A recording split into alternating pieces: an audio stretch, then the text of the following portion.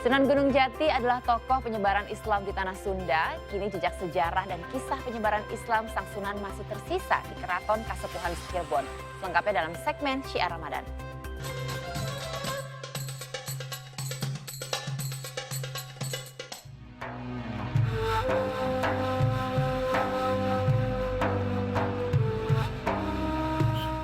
Jejak syiar Islam di tanah Sunda tak bisa dipisahkan dari Cirebon. Dakwah Islam pada era Wali Songo juga tak lepas dari Keraton Kasepuhan sebagai pusat pemerintahan di masa Syekh Syarif Hidayatullah atau Sunan Gunung Jati.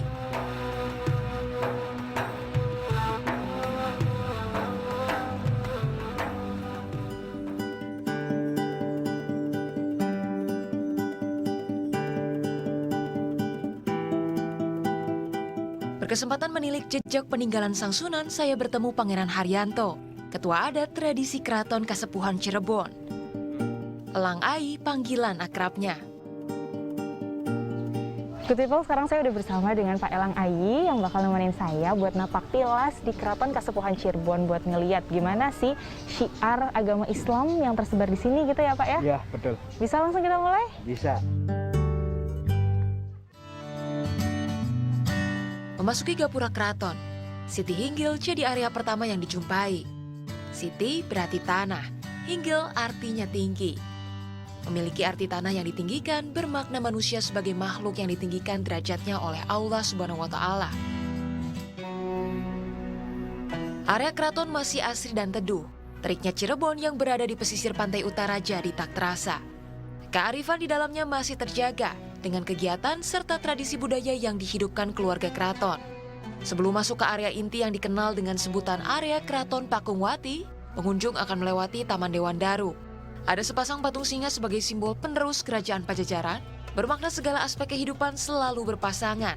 Ada baik, ada buruk. Terpasang pula meja dan batu kalingga peninggalan Belanda. Tak jauh dari taman ada sebuah tugu karang kecil. Memiliki makna keesaan Allah Ta'ala, sekaligus cerminan dari iman manusia agar sekokoh karang. Area keraton luasnya 25 hektar. Kendati ada beberapa bagian yang lapuk tergerus usia, namun area-area inti masih dirawat dan digunakan untuk berkegiatan hingga kini. Salah satunya paseban atau musola kecil. Warga bisa salat, mengaji, maupun hadir dalam kajian malam Jumat. Tepat di samping paseban terdapat petilasan Sunan Gunung Jati. Nah, good people, ini di belakang kita udah ada petilasannya Kanjeng Sunan Gunung Jati Dan Pangeran Cakrabuana. Tapi di sini ada aturan adat nih bahwa wanita, perempuan nggak bisa masuk ke dalamnya. Jadi buat good people yang pengen tahu dalamnya seperti apa, bisa ditemenin sama Pak Ai ya. Ya, silakan.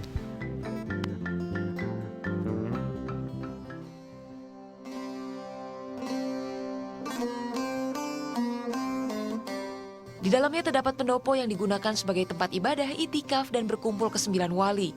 Digunakan pula sebagai tempat perundingan tingkat tinggi.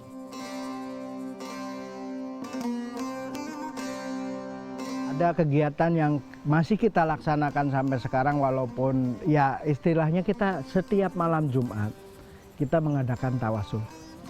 Di tempat yang dulu mungkin pada masa Pangeran Cakrabuana dan Kanjeng Sunan Gunung Jati pun melaksanakan seperti itu. Ya, kita teruskan artinya untuk generasi sekarang, mudah-mudahan sampai seterusnya nanti. Makna dan filosofi di tiap bangunan keraton menjadi pengingat bagi tiap mereka yang datang. Tidak melupakan akar sejarah, perjuangan syiar Islam, dan pendekatan dakwah yang mengedepankan cinta dan perdamaian.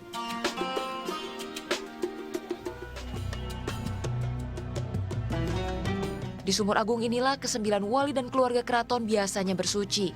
Mata air ini konon tak pernah kering meski telah berumur ratusan tahun. Kearifan lokal yang syarat makna dan teduhnya cara syiar Islam oleh para wali menjadi cermin. Islam yang rahmatan lil alamin menjadi rahmat bagi seluruh alam. Vika Ramadhani, Agung Maulana melaporkan untuk NET.